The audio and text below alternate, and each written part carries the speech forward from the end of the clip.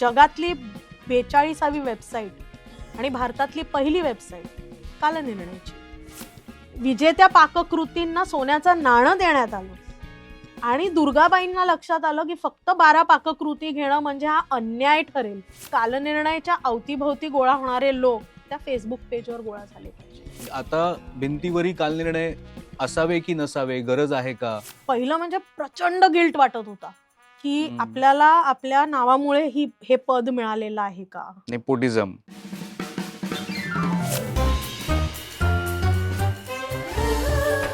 या पॉडकास्टचे प्रायोजक आहेत महाराष्ट्राच्या सोनेरी क्षणांचे सोबती वामन हरी पेठे ज्वेलर्स. नमस्कार, स्वागत आहे कॅचअपच्या नव्या कोऱ्या भागात, ज्याचे प्रायोजक आहेत 117 वर्षांची परंपरा आणि विश्वासाचे प्रतीक महाराष्ट्राच्या सोनेरी क्षणांचे सोबती वामन हरी पेठे ज्वेलर्स. आणि आजच्या आपल्या भागात आपल्या सोबत आहे शक्ती साळगावकर. नमस्कार. शक्ती, स्वागत आहे मनापासून. मराठी माणूस जगात जिथे जिथे आहे तिथे तिथे जे आपुलकी असते ज्या ब्रँडबद्दल जिव्हाळा असतो, अशा ब्रँडपैकी एक आहे कालनिर्णय. आणि कालनिर्णयाची सध्याची जबाबदारी आहे शक्ती साळगावकरकडे. बरोबर आहे ना? मी स्वतःला इंटर्न म्हणते कालनिर्णयामध्ये. आता किती वर्ष झाली तुला? 10. मग आता अजून तू कशी इंटर्न? इंटर्न. आता रॉबर्ट डेनिरो तुला can be तुला पगार intern मिळत तर- नाही का? एव्हा इंटर्नला सॅलरी मिळत नाही. नाही, तसं नाहीये. If you ask me which was my favourite work profile, it was when मी जेव्हा बॉम्बे टाइम्स मध्ये इंटर्नशिप केली तेव्हा. कारण आपल्याला डाऊनसाइडच नसते. बरोबर. तुम्ही वाटेल त्या रिस्क घेऊ शकता. So I call myself an intern because तुम्ही तशा प्रकारे काम नाही केलं तर तुमच्याकडनं छान काम होत नाही. बरोबर. पण माझ्यावरती नाहीये. माझा कझिन आहे समर्थ, तो सुद्धा आहे बरोबर. कालनिर्णयमध्ये. बाबा आहेत, काका आहेत. या सगळ्यांच्या छत्रछायेखाली आम्ही आपलं काहीतरी करत असतो. काहीतरी. पण इंटर्नला खूप काम करायला लागतं. पण ते मी तो करते ना. करतेस ना? म्हणजे काय, नाही, माझा तुझी पर्सनॅलिटी बघून मला असा प्रश्न तुला विचारायचा आहे. नॉर्मली असं विचारलं जातं की तुला फॅमिली बिझनेसकडे का वळावं असं वाटलं, पण मी तुला असं विचारेन की तू फॅमिली बिझनेसमध्ये यायला तयार कशी झालीस? ऍक्च्युली हा प्रश्न तूच विचारू शकतोस. कारण तुम्हाला नॉन आधीपासून ओळखतो. बिझनेस डेज हो, मध्ये हो, ओळखतो. बरोबर. ऍक्च्युली जेव्हा मी सुरुवातीला बॉम्बे टाइम्स मध्ये काम करायला सुरू केलं तेव्हा मी फक्त 17 वर्षांची होते. तेव्हा माझे आजोबा खूप अपसेट झाले की घरात धंदा असताना तू बाहेर का काम करतोस. तेव्हा माझ्या बाबांनी सांगितलं होतं की बाहेर काम कर, बाहेर धक्के खा, बाहेरच्या जगात कसं सगळं चालतं ते, आणि तू चुका कर दुसऱ्याच्या पैशावर. माझ्या बिझनेस मध्ये येऊन माझ्या पैशांनी चुका करू नकोस. त्यामुळे ही वॉज व्हेरी क्लिअर की फक्त घरात बिझनेस आहे म्हणून तू बिझनेस जॉईन करू शकतेस असं नाहीये. त्यामुळे तू तुझा मार्ग शोधायचा आहेस. आणि त्याच याच्या खाली बिझनेस जॉईन करणं हे कधीच प्लॅन मध्ये नव्हतं. मला लिहायला आवडायचं, त्याप्रमाणे मी जर्नलिस्ट झाले. आपण अनेक सिनेमे एकत्र, म्हणजे it's the most funnest job. Correct. कारण तुम्हाला सिनेमा पाहायला मिळतो, you get to call it work. म्हणजे बरोबर. आई मला म्हणू शकत नाही की काय तू चाकाट्या पिकतेस वगैरे. त्यामुळे ते करत असताना माझ्या एक लक्षात आलं की माझ्यात लिडरशिप स्किल्स आहेत. I can lead a team. मला हेही लक्षात आलं की मीडिया बदलतोय. मी प्रिंट जर्नलिस्ट जरी होते तरी सुद्धा I started working for DNA digital. बरोबर. कारण internet is the future, it is here. म्हणजे मी डायनासॉर वाटेन जेव्हा मी म्हणते, पण मी जेव्हा सुरू केलं तेव्हा DNA मध्ये लिटरली मला हातपाय जोडून बजेट अलोकेट व्हायचे. तेव्हा इतकं वेबसाईट्स आणि असे न्यूज पोर्टल्स काहीच नव्हतेच नव्हतं, तेव्हा. काहीच नव्हतं. म्हणजे DNA हे कितकं साल कुठलं असेल? 2010. हो. 2010. त्यामुळे ते करता करता माझ्या लक्षात आलं की जर्नलिझमच्या पेक्षाही एक मोठा स्कोप आहे, तो म्हणजे कॉन्टेंट मार्केटिंगचा. म्हणून मग मी DNA जेव्हा सोडलं तेव्हा आय जॉईन्ड क्यूकी. बरोबर. जिकडे मला खूप छान एक्सपोजर मिळालं. म्हणजे आय प्रोड्यूस शोज, मला बऱ्याच गोष्टी करायला मिळाल्या. आणि हे सगळं करत असताना काही फॅमिलीच्या जबाबदाऱ्या असल्यामुळे मी एक ब्रेक घेतला थोड्या दिवसांसाठी. आणि मला एक छान जॉब ऑफर आली. तर बाबा म्हणाले की तिथे न जॉईन होता तू बिझनेस जॉईन कर. मला वाटलं मी जग जिंकलं. कारण तुला या पदावरती फक्त तू साळगावकर आहेस म्हणून घेतलं जाणार नाही, हे सांगणारे बाबा मला म्हणतायत की वाय डोंट यू जॉईन. तर मग I felt like it was a validation. So कालनिर्णयामध्ये आले. ज्या ब्रँडमुळे आपल्याला सुसह्य बालपण मिळालं. बरोबर. कारण माझ्या बाबांचं बालपण हे सुखकर होतं, पण नंतरच्या काळात खूप वाईट परिस्थिती होती. ज्या ब्रँडमुळे आपल्याला चांगलं शिक्षण मिळालं, ज्या ब्रँडमुळे तू जिथे जाशील तिथे तुला विचारलं जातं, की साळगावकर म्हणजे जयंतरावांची कोण? जयराजची कोण? त्या ब्रँडसाठी काम करणं हे केवढं मोठं प्रिव्हिलेज आहे आणि खरंच आहे. सुख आहे. खरंच आहे. याचं रिअलायझेशन मला झालं. बरोबर. त्याच्या आधी मी ऍक्च्युली साळगावकर आडनाव लावायची नाही, दाखवायची नाही कुठेही. म्हणजे एका ऑफिसमध्ये तर चक्क 1.5 वर्ष त्यांना माहीतच नव्हतं की मी कालनिर्णय फॅमिलीत आहे. पण एम्ब्रेसिंग युअर प्रिव्हिलेज आणि ते प्रिव्हिलेज वापरून त्याच्यामधनं काहीतरी चांगलं करण्याची जी संधी असते ती मला मिळाली. बरोबर. And I ग्रॅब्ड. पण म्हणजे तुला जो वारसा मिळाला म्हणजे आजोबांकडनं जर आपण बघितलं 1973 मध्ये पहिलं कालनिर्णय कॅलेंडर जे आहे, दिनदर्शिका जी आहे ती प्रसिद्ध झाली. कालनिर्णय इज नॉट अ दिनदर्शिका. अच्छा. Kalnirnay is a publication. Okay. हा, म्हणजे बर. आम्ही तुम्हाला फक्त तारीख नाही सांगत, आम्ही तुम्हाला ढोकळा बरंच कसा काय काय. करायचा वगैरे हे हो. सुद्धा सांगतो. खरंय, खरंय, खरंय, खरंय. पण तिथपासून जो त्यांनी जो प्रवास केला सगळा आणि ते स्वतः ज्योतिर्भास्कर, तुझे वडील, मी त्यांना विद्वानच म्हणतो कारण इतक्या सगळ्या विषयांमध्ये त्यांना गती आहे. तर तो सगळा वारसा तुला मिळालाच. पण आधुनिकतेचा वारसा पण तुझ्याकडे होता कालनिर्णयमुळे आलेला. त्याचा कसा तुला फायदा झाला? तो घरातला एक काय म्हणतात त्याला फिलॉसॉफीच होती, की नवीन आमच्याकडे व्ही-सी-आर जेव्हा अगदी नवीन होता तेव्हा घरात आणला होता. म्हणजे आणि असं नाही की there was a lot of money त्यामुळे आणला गेला. म्हणजे अगदी एखाद्या वेळेस पोटाला चिमटा काढून ती टेक्नॉलॉजी आणली जायची. एल-डी नावाचा एक प्रकार होता. लेझर डिस्क म्हणजे ज्या मिलेनियल मुलांना माहीत असेल, बाकी कोणाला माहीत हो. नसेल. ती असं मोठ्या रेकॉर्डच्या साइजची डिस्क असायची आणि त्याच्यावरती सिनेमे डीव्हीडीचा बाबा. Correct, correct, correct. तर तो सुद्धा होता आणि कम्प्युटर सुद्धा म्हणजे जेव्हा इंटरनेट आलं 94 का साधारण 95च्या हो, आसपास, हो, हो. तेव्हा आमच्या घरात मोडेम आणि कम्प्युटर आला. आणि पहिल्या दिवशी जेव्हा कम्प्युटर आला तेव्हा आई म्हणाली, "अगं झोप, शाळा आहे उद्या." बाबा म्हणाले, "उद्या शाळेला गेली नाही तरी चालेल, हे महत्वाचं आहे." म्हणजे आपल्याला घर बसल्या जागच्या जागी पुस्तक न उघडता इन्फॉर्मेशन मिळू शकते. So was a revolution. त्या वयात कळत होतं. आणि तो ऍक्च्युली आमच्या फॅमिलीचा वारसा आहेच. कारण कालनिर्णयाचा जो जन्म झाला तो त्यातनच झाला. बरोबर. पंचांग आणि इंग्लिश कॅलेंडरचं मेळ घडवून आणणं ही एक टेक्नॉलॉजिकल ऍडव्हान्समेंटच होती. बरोबर. ज्या वेळेला शीटफेड वरती लोक छापत होते तेव्हा आपल्याला जास्ती प्रती विकायच्या आहेत म्हणून आपल्याला प्रोडक्शन वाढवायचंय. तेव्हा आम्ही वेब ऑफसेट वरती प्रिंटिंग सुरू केलं. त्यावेळेला 4 कलर प्रिंटिंग खूप कमी लोक करत होते. ते कालनिर्णयाने सुरू केलं. जगातली 42वी वेबसाईट आणि भारतातली पहिली वेबसाईट कालनिर्णयाची आहे. हो. आणि ऍप्स हे जेव्हा कूल नव्हते त्या 2010 साली कालनिर्णयाचं ऍप आलं. त्यामुळे हे नवता आणि परंपरा ही आमच्या घरात नेहमी आहेच. एकत्र चालत आलेली आहे. मग तू काम करायला सुरुवात केलीस तेव्हा हे सगळं तुझ्या पाठीमागे होतं. हा अगदी. वारसा तुझ्याकडे हो. होता. पण हे वेबसाईटचं सांगितलंस हे म्हणजे भारीच आहे. म्हणजे त्यावेळेला तू किती वर्षाची होतीस आणि? मी 11 वर्षांची होते. ओके. मग तुझ्या डोळ्यासमोरच तेव्हा आणि नवीन मला सगळं घडत होतं म्हणजे. बाबाचा इतका अभिमान वाटला कारण त्या दिवशी आज शाळेला जायचं नाहीये, बाबा काहीतरी कूल करतोय असं आई म्हणाली. आणि ग्रँड हॉटेल मला अजूनही आठवतं. तिकडे आम्ही सगळे गेलो आणि मनोहर जोशी तेव्हा मुख्यमंत्री होते. ओके. तर त्यांच्या अध्यक्षतेखाली त्या वेबसाईटचं उद्घाटन झालं आणि तेव्हा बाबांबद्दल जे काही ते बोलले त्याच्यावरनं आपले वडील म्हणून थोर असतातच, पण बरोबर. जगासाठी सुद्धा ते काहीतरी ग्रेट आहेत ह्याची जाणीव मला झाली. कारण एवढी विजन असणं आणि फ्युचरचा इतका ध्यास असणं हे एक अमेझिंग गोष्ट खरंच होती. आहे. पण ते वय असं होतं की ज्या वयात तू खोटं बोलायचीस, तू गोष्टी रचायचीस आणि त्यामुळे तुझे पालक चिंतेत होते की हिचं पुढे कसं होणार. हे तुला कुठून कळलेलं आहे? आता थोडाफार अभ्यास तर मला करायला पाहिजे ना, म्हणजे तितकं तर वाचन मला ठेवायला पाहिजे तुझ्याबद्दल. हो. पण मला असं वाटतं की पु ल देशपांडे आणि सुनीताबाई यांनी जो तुला मंत्र दिला किंवा तुझ्या वडिलांना सांगितलं ते मला खूप महत्वाचं वाटलं. मला असं वाटतं की ती घटना तू सांगायला पाहिजेस. तू खूप खोलवर गेलेला आहेस. सो मला लहान असताना बडबडायची सवय होती. Okay. बडबडणे म्हणजे मी असंच चालता चालता कथा रचायचे आणि त्या मला सगळ्या खऱ्या वाटायच्या.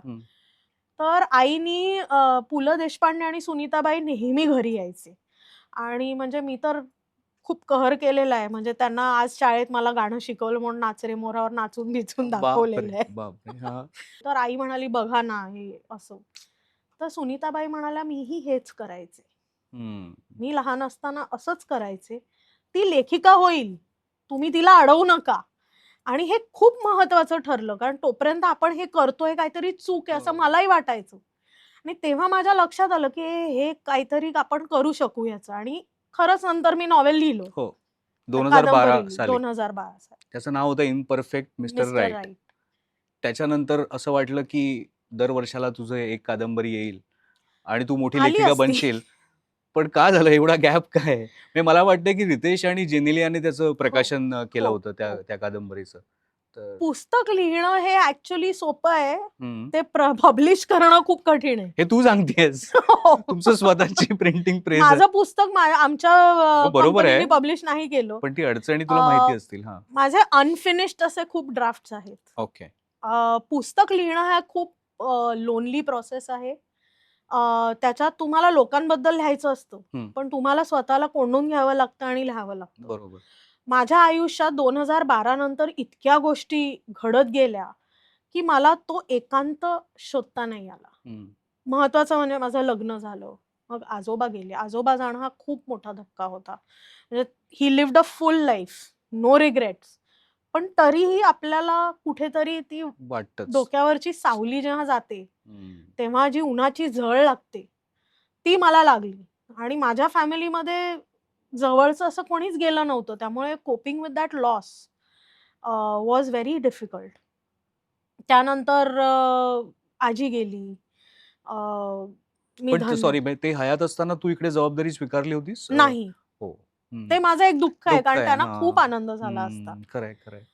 ते गेले आणि 3 वर्षांनी मी बिझनेसमध्ये आले. ओके. त्यामुळे 2.5 वर्षांनी. आणि लग्न झालं. लग्नात घरातल्या जबाबदाऱ्या आल्या. मुलं झाली. मुलांना वाढवायचं. या सगळ्यामध्ये कुठेतरी माझ्यातली लेखिका हरवली आहे. पण ते अनफिनिश्ड ड्राफ्ट्स कधीतरी पूर्ण करेन मी. हे मला म्हणजे तू आशीर्वाद दे. हो. आशीर्वादपेक्षा मी शुभेच्छा देईन मनापासून. Yes. ते पूर्ण होऊ देत लवकर. आणि आता तुला प्रिंटिंगचा प्रॉब्लेम नाहीये. कारण नाही, तो नाही, नाही. पण माझे बाबा सुद्धा लेखक असले तरी कालनिर्णयमध्ये ते प्रकाशित होत नाहीत. त्यांचे प्रकाशक हो, वेगवेगळे ते तर असतात. झालंच कारण त्यांचे हां. जसे विषय असतात तसे ते आणि एका होतं. लेखकासाठी प्रकाशक मिळणं म्हणजे व्हॅलिडेशन आहे. बरोबर. मग मी जर माझंच पुस्तक लिहून मीच ते पब्लिश करत असेन तर मला सेल्फ पब्लिशिंग मध्ये मजा नाही वाटत. त्यामुळे की कोणाला तरी याच्यात बरोबर. काहीतरी व्हॅल्यू दिसते. खरंय खरंय. मग तू जबाबदारी स्वीकारलीस. येस. कालनिर्णयमध्ये तू आलीस, कार्यकारी संचालिका झालीस. जे तुझ्या मनात होतं की जे तुला करायला लागणार आहे, कारण जरी तू लहानपणापासून सगळा व्याप बघत असलीस तरी सुद्धा काहीतरी एक तुझे मनात गणित असतील. प्रत्यक्षात जेव्हा करायला लागलं तेव्हा त्यात काही फरक पडला, काही आणखीन विजन बदलली? ऍक्च्युली माइंडसेटच पूर्ण वेगळा लागतो. हम्म. तुम्ही जेव्हा कुठेतरी काम करत असता तेव्हा माझ्या केसमध्ये दुसऱ्या कुठेतरी काम करताना switching on and switching off हा प्रकार इझिली होत होता. इथे माझे वडील माझे बॉस आहेत. हम्म. माझे काका माझे बॉस आहेत. माझा चुलत भाऊ माझा कलिग आहे. मोस्ट एम्प्लॉई सुद्धा फॅमिली सारखे असल्यामुळे त्यांनी मला लहान असल्यापासून पाहिलेलं आहे. बरोबर. आणि अचानक इथे येऊन मला स्वतःला प्रूव्ह करायचंय. पहिलं म्हणजे प्रचंड गिल्ट वाटत होता हम्म. की आपल्याला आपल्या नावामुळे हे पद मिळालेलं आहे का. नेपोटिझम. हा द एन वर्ड. त्यामुळे तो एक प्रचंड गिल्ट होता आणि मला वाटतं की मोस्ट महिलांना हा गिल्ट असतो. आम्हाला नॅचरली ऑफिसमध्ये किंवा करिअर स्पेसमध्ये एक इम्पॉस्टर सिंड्रोम वाटतो, ओके. जाणवतो की आपण हे जे करतोय हे सगळं आपण नाटक करतोय आणि आपलं कुठेतरी पितळ उघडं पडणार आहे. अशी ती एक भीती असते की डू आय रिअली डिझर्व दिस. तर त्यामुळे मला माझा माइंडसेट पूर्णपणे चेंज करावा लागला. आणि स्वतःचा बिझनेस असल्यावरती तुम्हाला लक्षात येतं की 80% of it is people management. लोकांचे मोटिवेशन मॅनेज करणं, लोकांचे प्रॉब्लेम्स काय आहेत हे समजून त्याचे सोल्युशन्स देणं. करेक्ट. मला माझ्या टीमला लीड करायला मिळतं. बरोबर. मला प्रॉब्लेम सॉल्व्ह करता येतात ऑन अ डेली बेसिस आणि मला स्ट्रॅटेजी मध्ये इन्व्हॉल्वमेंट करता येते. हे खूप महत्वाचं आहे. बरोबर. सो माइंडसेट मला पूर्णपणे माझा चेंज करावा लागला. तू तर महिलांबद्दल जे सांगितलंस ऑफिस स्पेसमध्ये किंवा स्वतःच्या ऑफिस बद्दल, पण जेव्हा तू बाहेर जातेस, बाहेरच्या व्यावसायिक सर्कलमध्ये, त्या वर्तुळात कधी कुठला सेमिनार असेल, कुठली कॉन्फरन्स असेल, कुठले तुमच्या मीटिंग्स असतील, तिथे तुला काय अनुभव येतो एक महिला म्हणून? Usually hmm? I am the only woman in that room. मी तिथे असलेली एकुलती एक महिला असते ओ. Most of the times.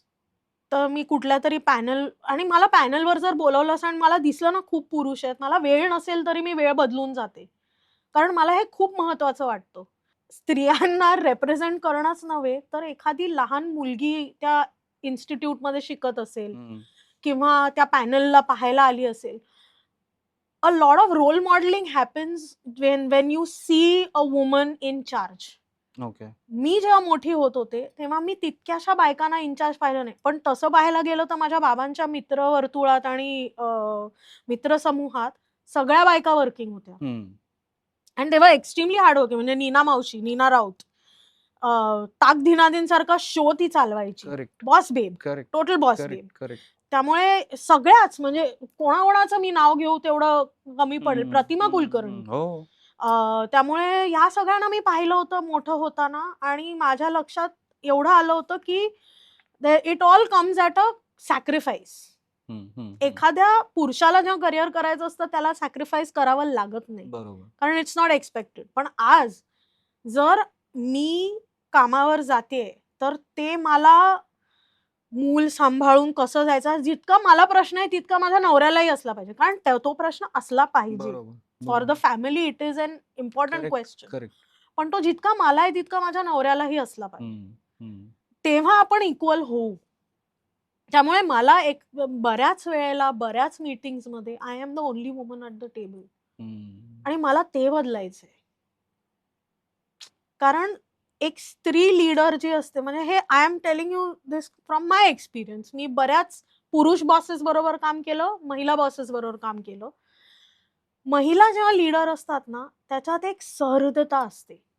त्यांना समजून घेण्याची, प्रॉब्लेम सॉल्व्ह करायची जी त्यांचा अप्रोच असतो तो थोडा कमी हार्श असतो. Because we are trained. आपल्यात एक मातृत्व, एक वात्सल्य इनबॉर्न आहे. अनेक ऑर्गनायझेशन्स मध्ये असे पुरुष आहेत ज्यांना वाटतं की स्त्रियांना नोकरी नाही द्यायची. आणि why should we employ women. मुलं होतात त्यांना matter. Women are amazing managers. एक आई ज्या तऱ्हेने ऑप्टिमाइज करू शकते रिसोर्सेस त्या तऱ्हेने पुरुष कधीच करू शकणार नाही. बरोबर. त्यामुळे ह्या ज्या गोष्टी आहेत त्या जेव्हा एक स्त्री म्हणून मी दिसते तेव्हा लोकांवरती इम्पॅक्ट होतो आणि तो माझा खारीचा वाटा असेल असं मला वाटतं. करेक्ट. खूप इंटरेस्टिंग आहे. तू आता म्हणालीस की तू महिला बॉसेस खाली पण काम केलंस, हाताखाली पुरुष बॉसेसच्या हाताखाली पण काम केलंस, मेनली जर्नलिझम मध्ये. पण ज्या वेळेला तू असाइनमेंटसाठी बाहेर जायचीस, इंटरव्ह्यूसाठी बाहेर जायचीस, त्या सगळ्या लोकांना भेटणं, त्यांच्याकडनं त्या गोष्टी ऐकणं, त्या सगळ्या कामाचा तुला आत्ता फायदा होतोय काही? 100%. कारण एक जर्नलिस्ट म्हणून ना तुम्हाला एक व्यक्तीबद्दल क्युरिओसिटी येते. बरोबर. म्हणजे it might be a glamorous person that I meet, but it could also be कधी चालता तुम्हाला रस्त्यावरती बस स्टॉपवर उभे राहिलेल्या आजी दिसतात. तुम्ही थांबून त्यांच्याशी बोलू शकता. बरोबर. Because journalism gives you that confidence. त्यामुळे मला खूप त्याचा फायदा आज अशा रीतीने होतो की there is a curiosity about everybody. कोणाशीही मला बोलता येतो. आणि सर्वात मोठा फायदा जर्नलिझमचा मला जो झालाय, वेगवेगळे दृष्टिकोन at the same time consider करणं. ओके. हा एक खूप मोठा फायदा असतो. ॲज अ जर्नलिस्ट तुम्ही स्टोरीचा व्हॉट, हाऊ, हू, वेन याचा पूर्ण विचार करता आणि मग तुमच्या लक्षात येतं की ह्याची ही बाजू आहे तर मला त्याची ती बाजू आणली पाहिजे. हे प्रत्येक सिच्युएशन मध्ये अप्लाय करायला तुम्हाला मिळतं. बरोबर. आणि तो मला खूप मोठा फायदा झाला जर्नलिझमचा. पण आता तू कालनिर्णय जेव्हा म्हणजे आता तू जे काम करतेयस, काम बघतेयस, कालनिर्णय हा एक असा ब्रँड आहे की जो आपण ज्याला म्हणतो एस्टॅब्लिश्ड आहे. लोकांच्या परिचयाचा आहे. भिंतीवरी कालनिर्णय असावे तिथपासून आता अगदी ऑफिसच्या डेस्कवरती आहे कालनिर्णय, खिशात आहे.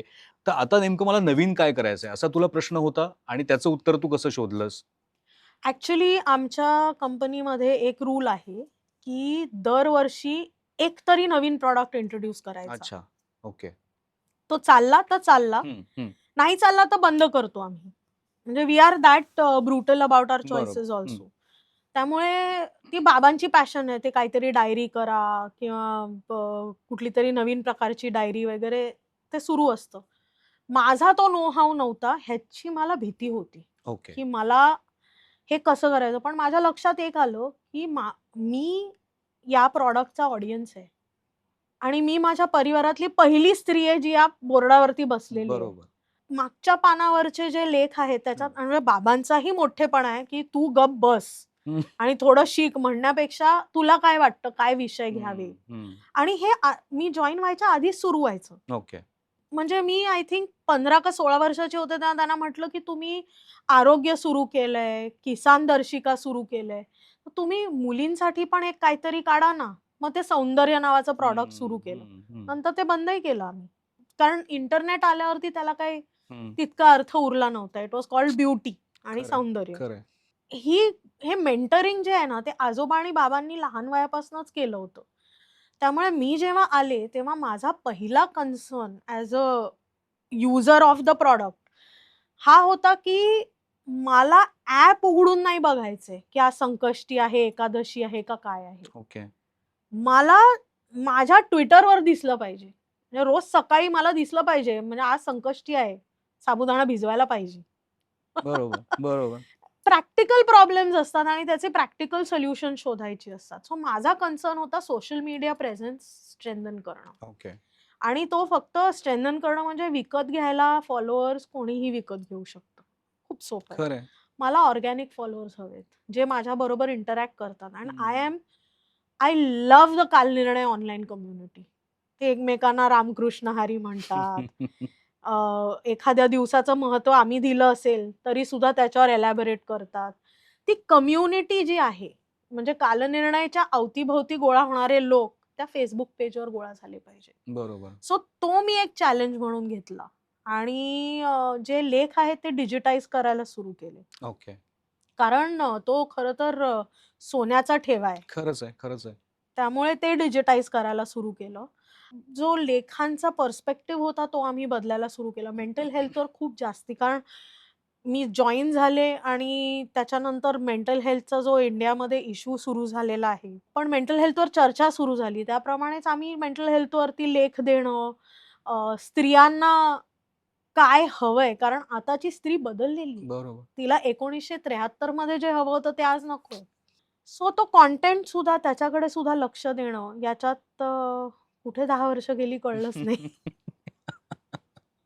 म्हणजे आता खरं तर तुम्ही पुढच्या 50 वर्षांचा सगळा विचार करत असाल आता, कारण 2023 मध्ये मला वाटतं 50 वर्ष पूर्ण झाली हो. कालनिर्णयाला. जेव्हा तू त्या पदावर नव्हतीस, त्यावेळेला तुला भेटणारी लोकं जेव्हा कालनिर्णयबद्दल बोलायचे आणि आता तुला भेटणारे लोकं, मी अगदी कॉमन मॅन बद्दल बोलतोय, की जे तुला भेटत असतील किंवा तू त्यांचं बोलणं ऐकत असशील. काय नेमकं वाटतं तुला? काय बदललंय कालनिर्णयबद्दलचं? म्हणजे प्रेम तसंच आहे, पण तरी लोकांच्या रिएक्शन्स, लोकांच्या प्रतिक्रिया कशा असतात? मला ॲक्चुअली शाळेमध्ये वगैरे भिंतीवरी कालनिर्णय असावे म्हणूनच हाक मारायचे लोक आणि मला I used to hate it. म्हणजे मला इतका राग यायचा की म्हणजे ही माझी काय आयडेंटिटी आहे. मग टीचर्स मला सांगायचे आम्हाला कॅलेंडर फुकट आणून दे वगैरे. म्हणजे आणि मग मला वाटायचं की ह्यांना नाही दिलं तर मला मार्क कमी वगैरे पडतील. त्यामुळे it was it was very, काय म्हणतात त्याला, मला आवडायचं नाही. आता I take pride in it. ते काय म्हणतात, वयाबरोबर तुम्हाला एक अक्कल येते ना, अक्कलदाढ फुटते. तसं ते झालं की आपल्याला हा जो प्रिव्हिलेज आहे तो केवढा मोठा प्रिव्हिलेज आहे आणि तो मुळात प्रिव्हिलेज आहे हे रेकग्नाइज करणं, करेक्ट. हे घडलं. मला कालनिर्णयाच्या बद्दल लोक जेव्हा बोलतात तेव्हा आय फील ओनली प्राईड. कारण मला माहित आहे की माझ्या परिवाराने कुठल्या परिस्थितीत हे Correct. सुरू केलं होतं. आणि माझी आजी म्हणायची तशी एका नारळातला मी महाग झाले होते असं म्हणायची ती, बापरे. की जेवण उद्या करायचंय आणि मला नारळ विकत घ्यायचा आहे, तो परवडणार नाहीये. अशा परिस्थितीत ते सुरू केलं होतं. आणि माझ्या आजोबांनी तेव्हा ठरवलं होतं, की मी मर्सिडीज गाडी घेणार. ती घेतली त्यांनी. ते जायच्या 2 वर्ष आधी त्यांनी ती मर्सिडीज गाडी घेतली. आणि ते इतकं शिस्तबद्ध सेट केलेलं आहे सगळं. आत्ता आम्ही 2026 मध्ये जग आहे, आम्ही ऑलरेडी 27 मध्ये आहोत. बरोबर कामाच्या आहे, ह्याच्यात. बरोबर म्हणजे आहे. मी चेक साइन करताना कधी-कधी 27 टाकते. म्हणजे it's a real world problem. Correct. त्यामुळे ते इतकं शिस्तबद्ध आहे. ते व्यवस्थित सगळं स्ट्रीमलाईन केलेलं आहे. ते सगळं आणि हे पुढे कसं न्यायचं? हे जितकं छान आतापर्यंत झालंय, ते पुढे पुढे तितकं कसं ते? छान कसं न्यायचं बरोबर, हा बरोबर, चॅलेंज आहे. बरोबर. नाही, कारण नेहमी असं म्हटलं जातं, की आता भिंतीवरही कालनिर्णय असावे की नसावे, गरज आहे का? कारण मोबाईलमध्ये सगळ्या गोष्टी आलेल्या आहेत. एक भीती कुठे वाटते का? किंवा असं काही झालंय का, की खप कमी झालाय, आपण काहीतरी वेगळ्या आणखीन कल्पना लढवायला पाहिजेत? आम्हाला असं वाटलं होतं, की हे होईल. हं, हं. पण कोविडच्या वर्षी 2020 मध्ये आमचे विक्रमी सेल्स झाले. अच्छा. आणि लोकांना जरी फोनवरती कालनिर्णय असलं, ॲपमध्ये पाहायला मिळत असलं, तरी शेवटी लिहायला दूध आलं, हं, बाईचा खाडा, हं. यासाठी भिंतीवरती कालनिर्णय असं. लागणारच आहे. हं, आता ते कालनिर्णयच असावं, यासाठी मला बरोबर. प्रॉडक्ट मजबूत करायचंय, हं. की प्रॉडक्ट असा असला पाहिजे, की त्याच्याशिवाय कोणाला करमणार नाही. बरोबर. त्याच्यासाठी भीती वाटून काही फायदा नाहीये. हो, ते तर झालंच. खरंच आहे. कारण टेक्नॉलॉजी ही येत राहणार आहे आणि we just have to keep adapting. So आणि अडॅप्टिंग ऑल्सो प्रिडिक्ट करून अडॅप्टिंग. म्हणजे ओके. आत्ता मी सोशल मीडिया सुरू केलं तर त्याला काही अर्थ नाहीये. हो, बरोबर आहे. आता तुला एआयमध्ये काहीतरी करावं लागेल. येस. तर तुम्ही एआयचा वापर कसा करताय त्याच्यामध्ये? एआयचा वापर it is very nascent right now. पण we will start streamlining and we will start seeing की एआय नी काय करता येईल. मॅन अवर्स कसे कारण मॅन अवर्स रिड्यूस करणं हाच एक बरोबर. पण मॅन अवर्स रिड्यूस करतोय म्हणजे प्रत्येक मला नाही वाटत की AI can replace a person. बरोबर. हे प्रश्न जे तू मला विचारतोयस ते तूच विचारू शकतोस because you are a unique person. AI can help you with the research. Correct. AI can help you with the background. So how to help our employees use AI to make sure that they live a more balanced life. हं, हं. कारण सुखी employees असले ना की ते product मध्ये दिसतं. बरोबर, बरोबर. चालू आहे तुमचं काम त्याच्यावरती. काहीतरी विचार चालू आहे.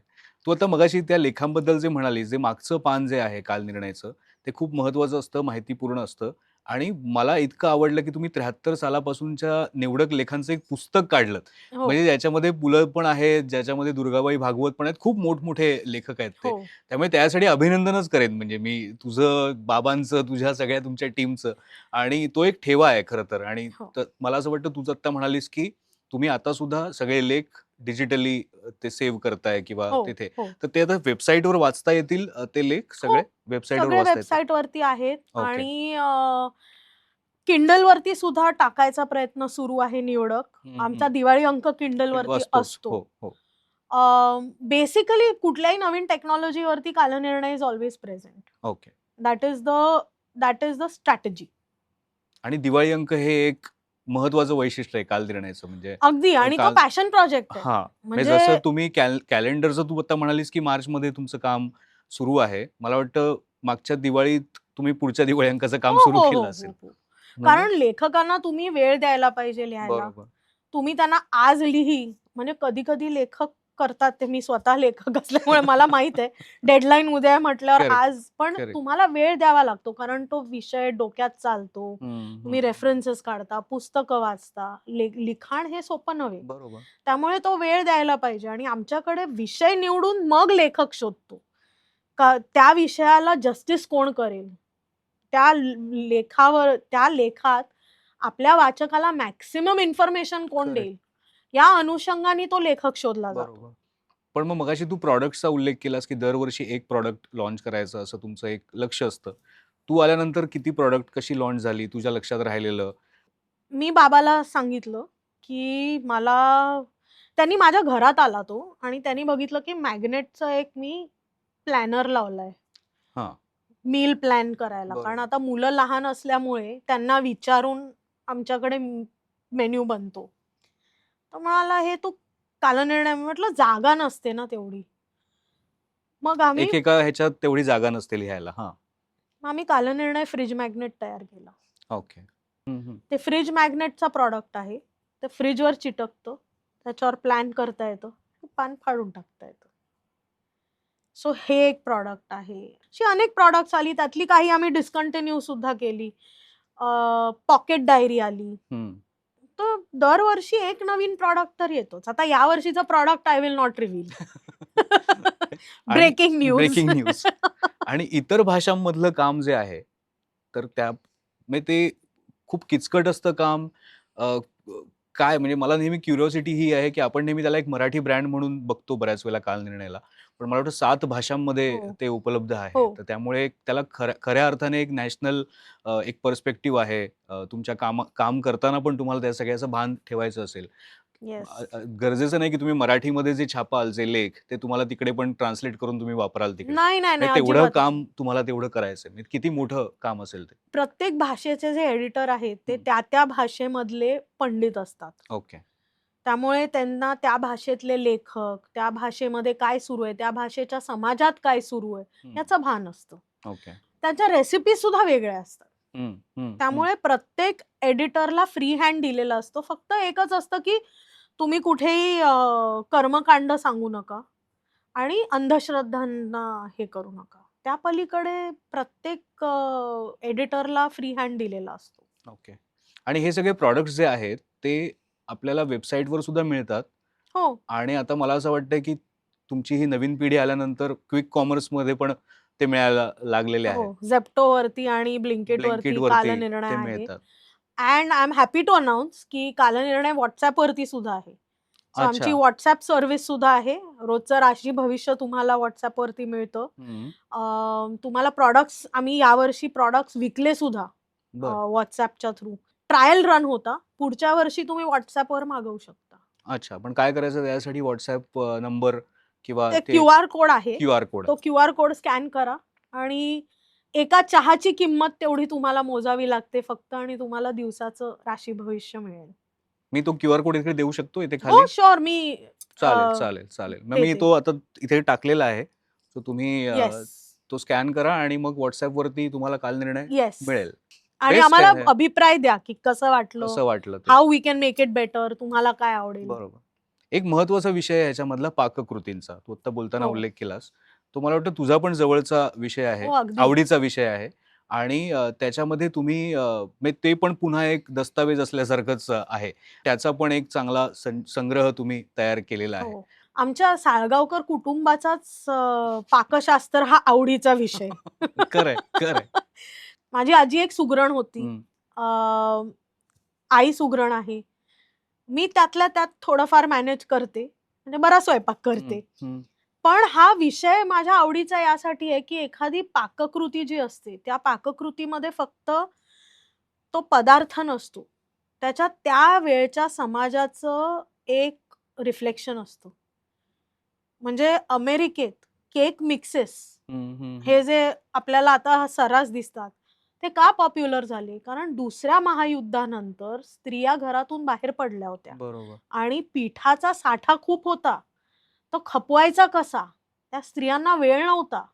म्हणून केक मिक्सेस पॉप्युलर झाले. हं, हं, सो प्रत्येक पाकशास्त्राच्या या स्रोतामागे ना एक गोष्ट असते हं, अँड दॅट इंटरेस्ट्स मी. हं. आणि हे माझ्या लक्षात आलं मी कालनिर्णय जॉइन केल्या-केल्या माझ्या हाताला 87 सालचं का 86 सालचं पाकनिर्णय नावाचं पुस्तक लागलं. हं.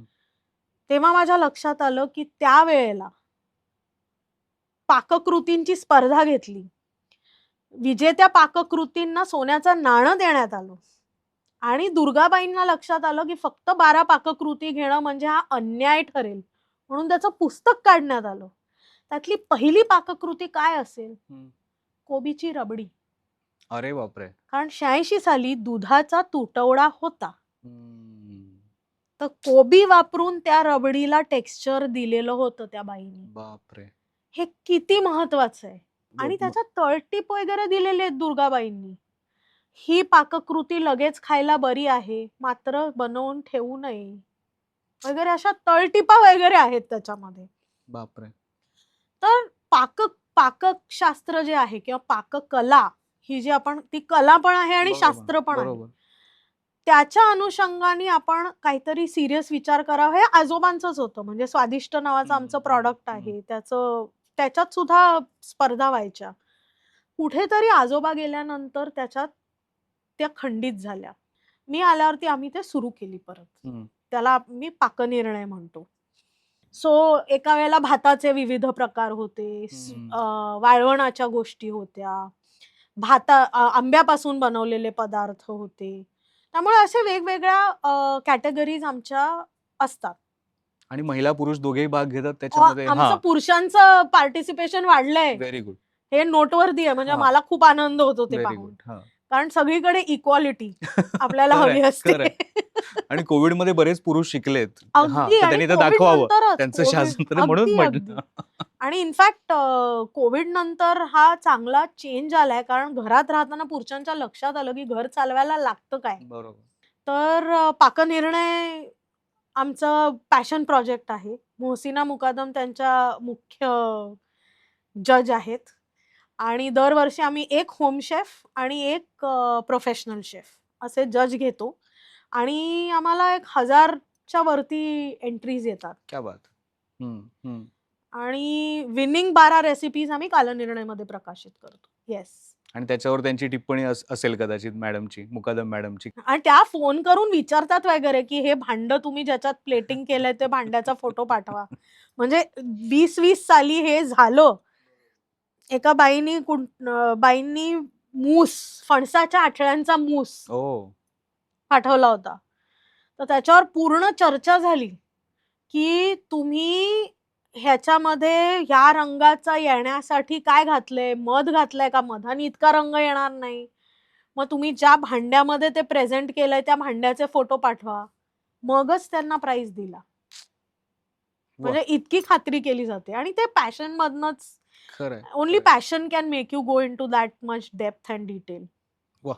मला एक सांग की आता 50 वर्ष झाल्यानंतर बरेच कार्यक्रम तुम्ही आयोजित केले होते हो, 2023 साली.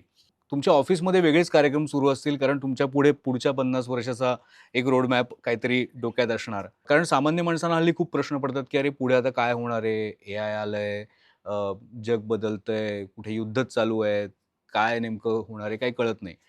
बिझनेसमध्ये असताना तुमचा विचार कसा सुरू असतो पुढच्या दृष्टीने, भविष्याच्या दृष्टीने?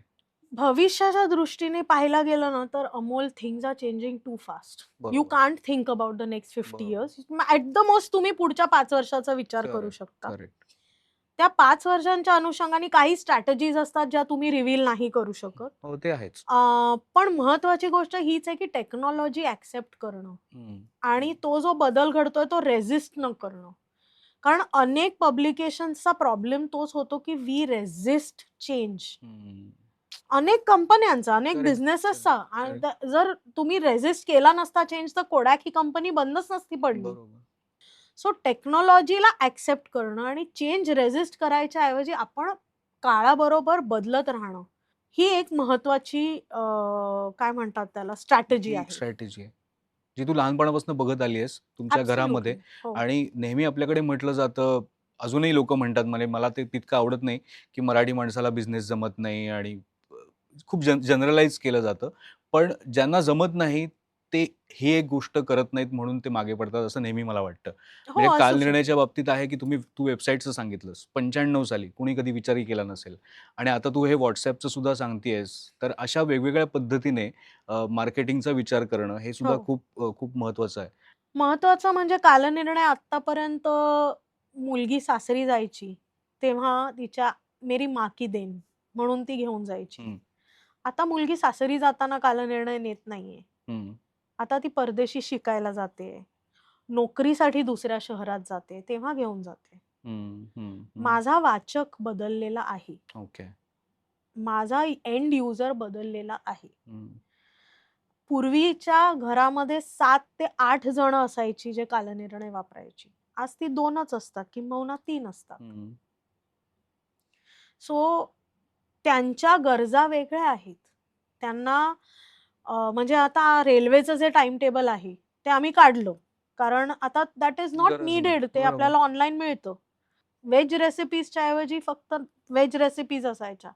आम्ही नॉनव्हेज द्यायला लागलो, कारण माझा वाचक मला विचारायचा की तुम्ही नॉनव्हेज रेसिपी का नाही देत. बरोबर.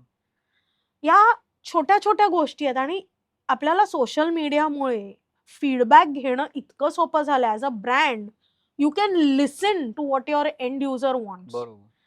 ऍक्टिव्हली त्यांचं ऐकणं आणि त्यांच्या गरजेनुसार प्रॉडक्टला इव्हॉल्व्ह करत राहणं, हे माझ्या मनात महत्त्वाचं. बऱ्यापैकी आहे. बरोबर. आणि इतर भाषांमधला बेस वाढवणं ते तो तर आहेच. ते तर आहेच, आणि ते वाढवण्यासाठी काही ऍक्टिव्हिटीज आम्ही करतो, जाहिराती करतो. हं. पण प्रायमरीली मुंबईमध्ये कालनिर्णयचा बेस आहे, आणि प्रायमरीली मराठी हे आमचं फ्लॅगशिप आहे. आहेच, आम्ही त्याला आहे. फ्लॅगशिप बरोबर. प्रॉडक्ट आणि ते जगभरात आहे. म्हणजे तू आता सांगितलंस की परदेशी जाताना जी मुलगी घेऊन जाते कालनिर्णय, तसे हो, अनेक एनआरआयज आहेत ते अजूनही अगदी. कालनिर्णय घेऊन जातात आणि आम्ही इकडनं. अमेरिकेचं एडिशन काढलं होतं. ते फेल गेलं, कारण अच्छा. त्यांना फ्लॅगशिप प्रॉडक्टच हवंय. ओह! इनफॅक्ट माझी एक मैत्रीण आहे, ती हिंदी भाषिक आहे. मी तिला अनेक वर्ष हिंदी कालनिर्णय पाठवायचे. एके वर्षी तिने मला सांगितलं, "यार बुरा मत मानना हो, मराठी वाला देना मेरे को." म्हटलं, "क्यों?" "मेरे को वो मराठी खरीदना पड़ता है." म्हटलं, "क्यों? लेकिन हिंदी है ना, मतलब तुम हिंदी में बात करते हो तो घर में." बरोबर. "नहीं, नहीं, हम लोग मराठी यूज़ करते हैं, क्योंकि उसमें बॉम्बे का सब कुछ होता है।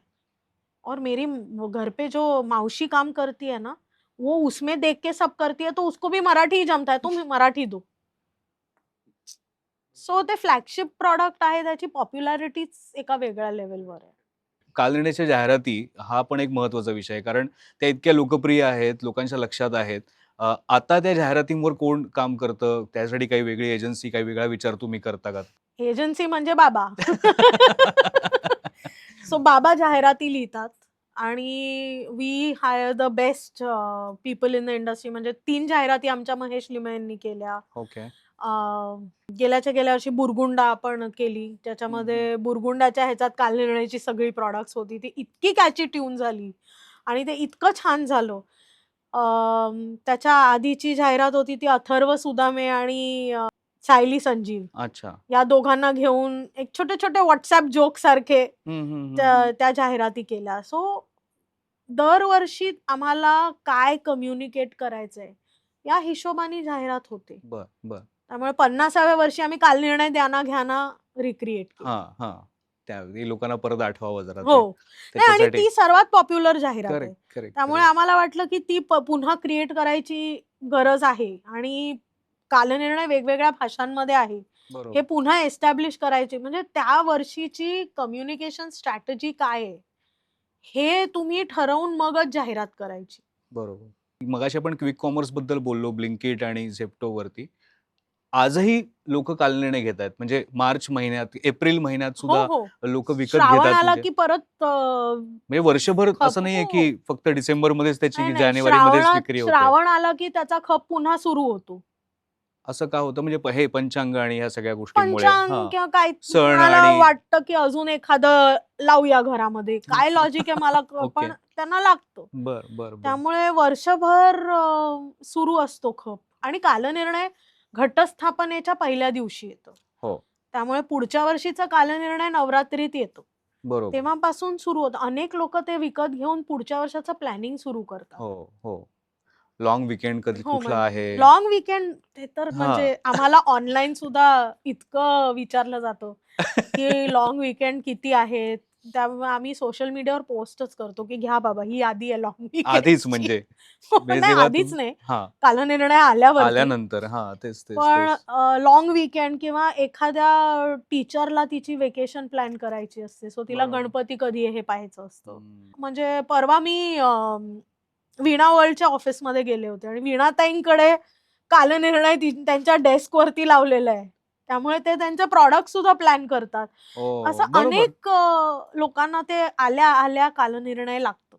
मला लहानपणी कालनिर्णयमधली लाल रंगाची तारीख खूप आवडायची. म्हणजे की अरे लाल रंग म्हणजे शाळेला सुट्टी असणार त्या दिवशी वगैरे असं ते एक आणि मग असं तू फिट होतं असं. जर्नलिस्ट झालास आणि त्या लाल तारखेला काही अर्थ राहिला नाही.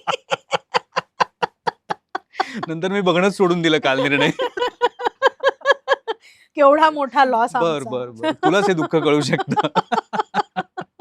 बापरे. पण काल निर्णयाची जबाबदारी, घर, कुटुंब ह्याच्या पलीकडे आणखीन तुझं काय सध्या आयुष्य आहे? तू काय वाचतेयस, काय लिहितेयस? म्हणजे लिहिण्याबद्दल सांगितलंस तू, ते अनफिनिश्ड ड्राफ्ट्स आहेत, पण अजून काय इंटरेस्टिंग सुरू आहे? बऱ्याच गोष्टी सुरू असतात. पण कालनिर्णयच्या छत्रीखाली मी पॉडकास्ट सुरू केलाय. अच्छा. कालनिर्णय मागचं पान. बरोबर. हां. ओके. त्यामुळे कालनिर्णयचं मागचं पान आता लोकं कमी वाचतात. कारण माझी जी वाचक आहे, हं. तिला घरकाम करताना, ट्रेनमध्ये जाताना काहीतरी माहिती बरोबर. हवी असते. हं, तिला हं, हं. काहीतरी तिच्या ज्ञानात भर पडून हवी असते.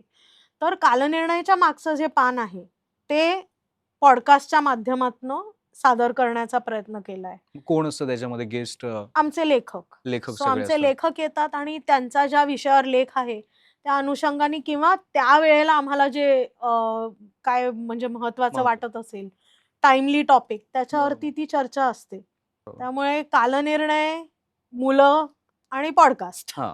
वाह! आणि पॉडकास्टिंग लाईफ सुद्धा तुला माहिती आहे कसं ते असतं असतं ते. ते मला माहितीच आहे. पण काय चॅनलचं नाव? कालनिर्णय. कालनिर्णय आणि पॉडकास्टचं नाव मागचं पान. मागचं पान. ठीक आहे. मी सांगितलं हे पण तुम्हाला खाली इथे. तर ते सबस्क्राईब येस. सगळ्यांनी लाईक, करा. Follow, subscribe. हां. माझं चॅनल आहे इथे. मी माझं सांगायच्या ऐवजी आधीच सगळ्यांचं इतरांचं सांगतोय. नाही पण हे खूप महत्वाचं आहे. तर हे पण तुम्ही फॉलो करा, सबस्क्राईब करा आणि एवढ्या छान गप्पा झाल्या आपल्या. पण आमचे जे स्पॉन्सर आहेत, वामनहरी पेठे ज्वेलर्स, त्यांनी तुझ्यासाठी एक छोटी भेट दिलेली आहे. ओ वॉव! गणपती बाप्पाचं चित्र असलेलं चांदीचं Thank you. नाणं. बाप्पांना घरी आणायला मला नेहमीच आनंद होतो. त्यामुळे थँक यू. पण या निमित्ताने मी सगळ्यांना जो प्रश्न विचारतो, मी तुलाही विचारेन, हं. की जशी त्यांची टॅगलाईन आहे, सोनेरी क्षणांचे सोबती. तू तर इतके सोनेरी क्षण बघितलेले असतील लहानपणापासून. जसं तू मगाशी सांगितलंस, की पु. ल. असतील आणि मला वाटतं भीमसेन जोशी पण आहेत हो, किंवा हो. असे अनेक लोकं तुमच्या घरी येत होते. हो. ते एका अर्थाने तुझ्यासाठी सोनेरी क्षण होतेच. अगदी. पण तरी लक्षात राहील असा सोनेरी क्षण तुझ्या आयुष्यातला कुठला? माझ्या पुस्तकाच्या प्रकाशनाच्या वेळेला माझ्या आजोबांनी केलेलं इंग्रजीतलं भाषण. ओह! ते मराठीत बोलायचे. पण माझं पुस्तक इंग्रजीत आहे म्हणून त्यांनी इंग्रजीमध्ये भाषण केलं होतं. क्या बात. आणि ते जायच्या 1-1.25 वर्ष आधीच ते झालं आणि तेव्हा ते जे काही बोलले आणि त्यांच्या चेहऱ्यावरचा जो आनंद होता, आपण आपल्या आजोबांना हे सुख देऊ शकलो, हं. हे मला कुठेतरी एक त्याच्यामध्ये समाधान वाटतं. आणि तो सोनेरी क्षणच होता कारण सगळे एकत्र होते बरोबर. आणि पप्पा इंग्रजीमध्ये बोलले. त्यामुळे क्या बात. Yes. काय बोलले साधारण काही आठवतंय त्यातलं? त्यांनी सगळ्यांना सांगितलं, की मी म्हणजे त्यांनी मला विचारलं, की लोकं लग्न का करतात? तेव्हा मी त्यांना सांगितलं, की रस्ता क्रॉस करताना हात धरता यावं. आणि प्रेमाबद्दल ही तिच्या अशा संकल्पना आहेत आणि आता तिने इंग्रजीतनं पुस्तक लिहिलंय. ते भाषण आहे माझ्याकडे. त्यामुळे आमच्या घरात सगळे लेखक असले तरी इंग्रजीत लिहिणारी ती पहिली पहिलीच आहे. आहे वाह, वाह, वाह! वगैरे असं म्हणजे खास कौतुक. आणि आजोबांना माझं खूप कौतुक हं, होतं. हं, हं. माझ्यापेक्षा माझ्या बहिणीचं जास्ती होतं त्यांना. कारण ती 1 दशलक्षांश जास्त लाडकी होती. पण आम्हाला आमच्या आजोबांनी घडवलं. बरोबर. कारण ते वेळात वेळ काढून 6 वाजता घरी यायचे आणि घरी आले की ते आजोबा असायचे. जयंतराव, ज्योतिर्भास्कर हे सगळं ते विसरायचे आणि आमच्यावर अगदी भातुकलीचे खेळ खेळलेले आहेत ते. त्यामुळे सोनेरी क्षण हे त्यांच्या बरोबरचेच होते. त्यामुळे सगळंच तुला तिथून मिळत गेलं एका ॲब्सोल्युटली अर्थाने. भाग्यवान आहे मी. भाग्यवानच. आणि तो वारसा तू असाच पुढे ने. येस. तुला खूप शुभेच्छा थँक यू सो मच. आणि पुस्तक लिही लवकर. येस. हां, ते पूर्ण कर. जी हुजूर. पुस्तक नाही, पुस्तकं लिही. लिहिते. हां. तर आज आपण भेटलो शक्ती चाळगावकर. काल निर्णय हा जो ब्रँड आहे त्याच्या मागे काय मेहनत चालू असते थोडक्यात आपण समजून घ्यायचा प्रयत्न केला. तर तुम्ही काल निर्णय तर म्हणजे तुमच्या घरी असेलच, तुमच्या घरी नसेल, तुमच्या खिशात असेल, तुमच्या मोबाईलमध्ये असेल, तुमच्या ऑफिसमध्ये असेल. पण जो WhatsApp कम्युनिटी त्यांनी आता तयार केलेली आहे, तर त्याचाही तुम्ही भाग व्हा. तिचं स्वतःचं जे पॉडकास्ट आहे मागचं पान, काल निर्णय ह्याच YouTube चॅनलवरती तुम्हाला ते मिळेल. ते सुद्धा बघा. आणि हे सगळं झाल्यानंतर वेळ मिळाला तर मग अमोल परचुरे हे चॅनल आहे ते सबस्क्राईब करा आणि अशाच चांगल्या चांगल्या मुलाखती बघा. तुमची साथ हवी आहे, मला सुद्धा, हिला सुद्धा, सगळ्यांनाच हवी आहे. येस. तर असेच आपण भेटत राहूया दर आठवड्यात. बघत राहा ketchup. Thank you. Thank you Amol. Thank you. Thank you. Thank you.